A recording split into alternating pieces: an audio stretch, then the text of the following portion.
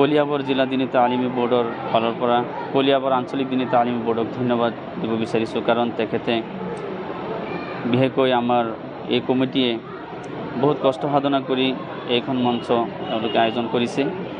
তাত কিবা নিশ্চয় আছেই, বৰ্তমান প্ৰজন্মৰ ভৱিষ্যত কেনেকৈ আগুৱাই যায়, ভৱিষ্যত কেনেকৈ উজ্জ্বল হয়, আৰু এই প্ৰজন্ম এটা সময়ত নিশ্চয় সমাজৰ নেতৃত্বক হাতত ল'ব। যে নেতৃত্ব যেতিয়া হাতত ল'ব তেতিয়া কেনেকৈ নেতৃত্ব তেওঁলোকে পৰিচালনা কৰিব, সেই জ্ঞান আমাৰ দিনী শিক্ষাৰ ফালৰ পৰা নিশ্চয় দিয়া হয়। লগত এই পবিত্ৰ দিনী শিক্ষাৰ লগত এই জেনেৰেল শিক্ষা নিশ্চয় আমাৰ যথেষ্ট প্ৰয়োজন আছে। আজিৰ যুগত মই ভাবোঁ প্ৰত্যেক ষ্টুডেণ্টে হায়াৰ ছেকেণ্ডেৰী পাছ কৰা অত্যন্ত দৰকাৰ, জৰুৰী, বাধ্যতামূলক হায়াৰ ছেকেণ্ডেৰী পাছ কৰিবই লাগে।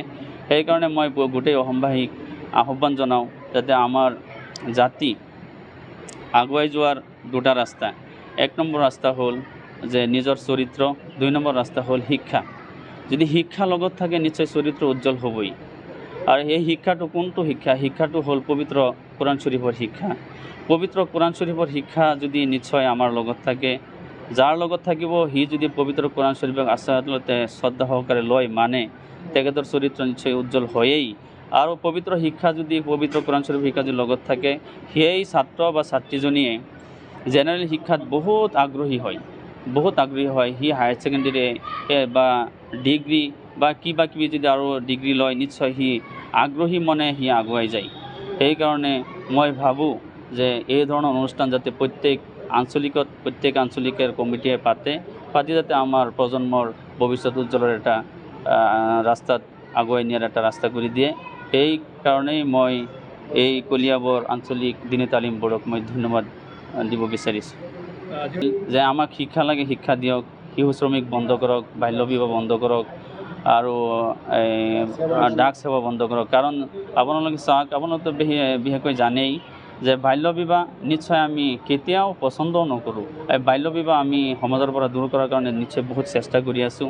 কিন্তু আচলতে যেতিয়া মানুহ শিক্ষিত হ'ব তেতিয়াহে বাল্য বিবাহৰ বিষয়ে মানুহে জানিব। অশিক্ষিত হোৱাৰ কাৰণেহে বাল্য বিবাহ তেওঁলোকে গমেই নাপায়। সেইকাৰণে সমাজখন আগুৱাই যোৱাৰ সঁচাকৈ এটা ৰাস্তা হ'ল শিক্ষা। 2 নম্বৰ হ'ল শিক্ষা হ'ল মৌলিক অধিকাৰ।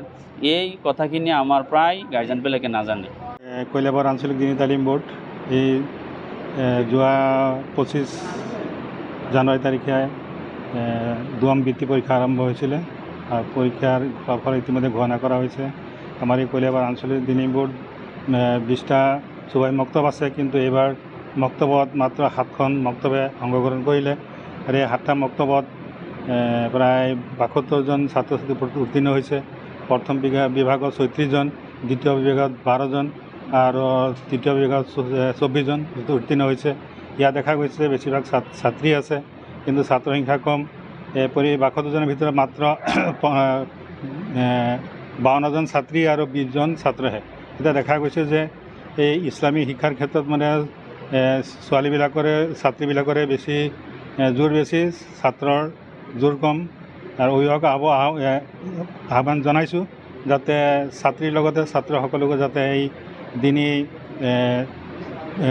শিক্ষাত যাতে জড়িত কৰে, তাৰ কাৰণে ৰাইজক আহ্বান কৰিছোঁ। বোৰ্ডৰ সাধাৰণ সম্পাদক হিচাপে মই আমাৰ আঞ্চলিকৰ অন্তৰ্গত সকলো সমাজৰ অভিভাৱকসকলক আহ্বান জনাওঁ যে বিশেষকৈ আমাৰ বক্তাসকলে আগতে আমি কৈছিল যে আমাৰ এই কণ ল'ৰা ছোৱালীসকলৰ যিটো বুনিয়াদী শিক্ষা, বেছিক যিটো ফাণ্ডামেণ্টেল ৰাইট হিচাপে যিটো শিক্ষা, এই শিক্ষাৰ ক্ষেত্ৰত আমাৰ 5 ঘণ্টা সময় শিক্ষাগুৰুসকলেহে পায়, বাকী 19 ঘণ্টা সময় আমাৰ অভিভাৱকসকলৰ দায়িত্বত থাকে। গতিকে আমাৰ কলিয়াবৰ আঞ্চলিকৰ অন্তৰ্গত সকলো সমাজৰ অভিভাৱকসকলক মই কৰজোৰে আহ্বান কৰোঁ যে তেখেতসকলে নিজৰ ল'ৰা ছোৱালীখিনিক যাতে শিক্ষাৰ পৰা বঞ্চিত কৰি আমাৰ যে সমাজৰ ব্যাধিমূলক কিছুমান কামত লিপ্ত হৈ আছে তাৰ পৰা যাতে বিৰত ৰাখে, আৰু সকলোৱে আগ্ৰহেৰে অতি কষ্টৰে হ'লেও যাতে ল'ৰা ছোৱালীসকলক নিজৰ প্ৰাপ্য অধিকাৰ পোৱাৰ কাৰণে সিহঁতে প্ৰয়াস কৰে।